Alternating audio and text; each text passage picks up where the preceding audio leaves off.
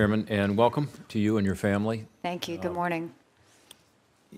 Your family story is the quintessential American story, and in my view, it's a story that the rest of the world appreciates and respects when reminded of it.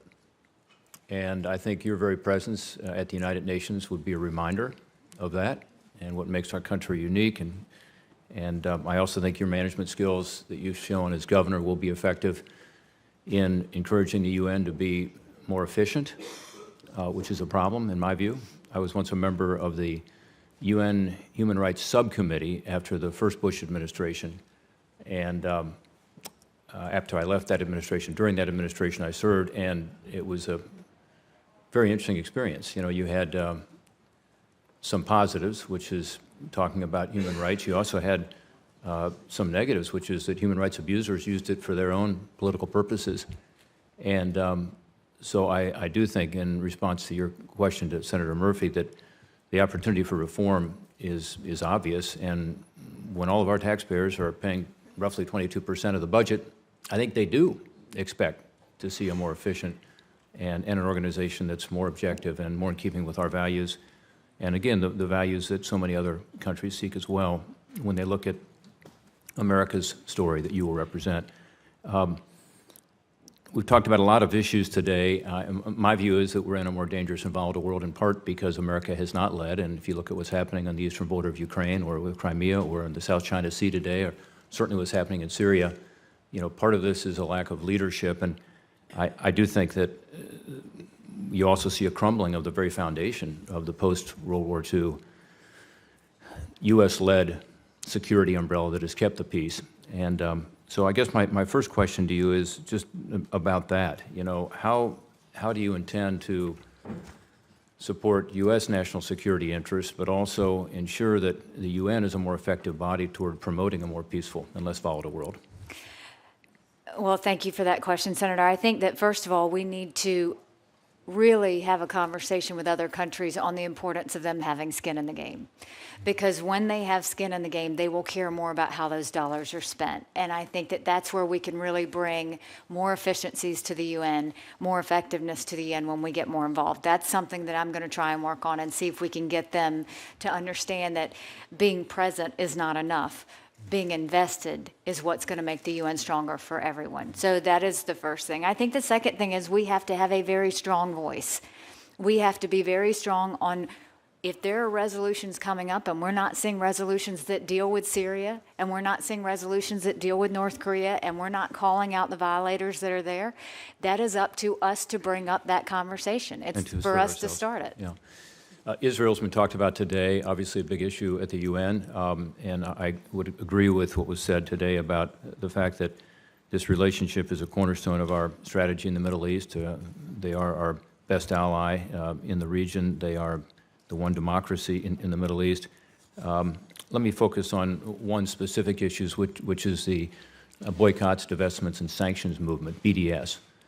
And this is something that I've worked on over the years, actually with Ben Cardin, the ranking member here. In fact, we've proposed a number of legislative solutions, one of which is the law of the land now. It was passed as part of the Trade Promotion Authority bill that requires us to look at BDS as a trade negotiating objective in our trade agreements, which is an historic change in the way the U.S. has dealt with this. Can you talk a little about that? What do you think should be done with regard to countering boycott, divestment, and sanction efforts against Israel, really the sense of trying to delegitimize Israel, and a little bit about your experience in South Carolina with regard to this issue? Well, first of all, very proud to say as governor of South Carolina that we were the first state in the country to pass an anti-BDS law in our state. And so that was trying to really make the point of how important we think it is. I think as we go to the UN, that is a point that has to be made. We have to look at the fact and call out the fact. Why is it that the Security Council is so concerned with Israel? It is an obsession that they have with Israel where they don't have with North Korea, where they don't have with Syria, where they don't have with other things that are going on.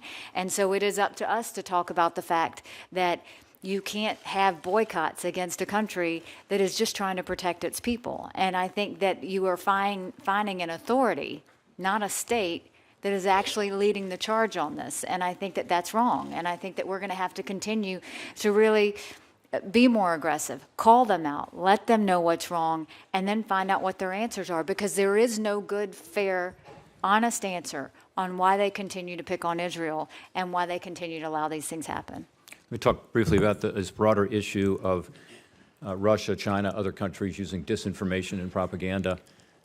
There's been a lot of discussion about the meddling in our election here, which is a great concern of all of us.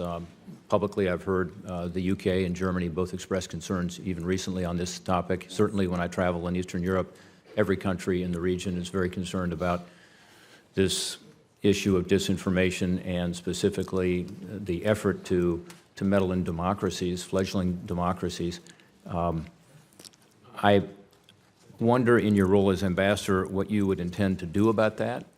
There's this new Global Engagement Center that's been set up at the State Department. Senator Murphy and I worked on legislation that was passed as part of the National Defense Authorization Bill to establish this.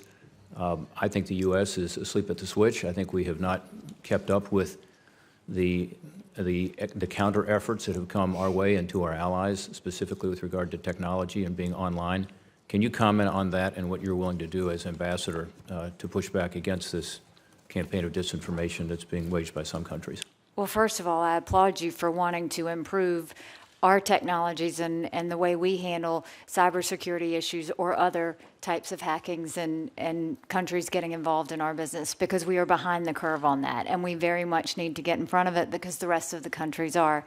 Having said that, we need to make it very clear that we do not accept any country that tries to meddle in any of the business of the United States, and that needs to be made loud and clear. It needs to be made loud of any of the violators. We need to be able to call them out by name, and we need to let them know that this is not something that we're going to allow going forward. And I think this is going to be more of a conversation, not just for the United States, but for our European allies and other allies around the world, because they are feeling the same thing and they are concerned about the same thing, and in some cases have witnessed the same thing.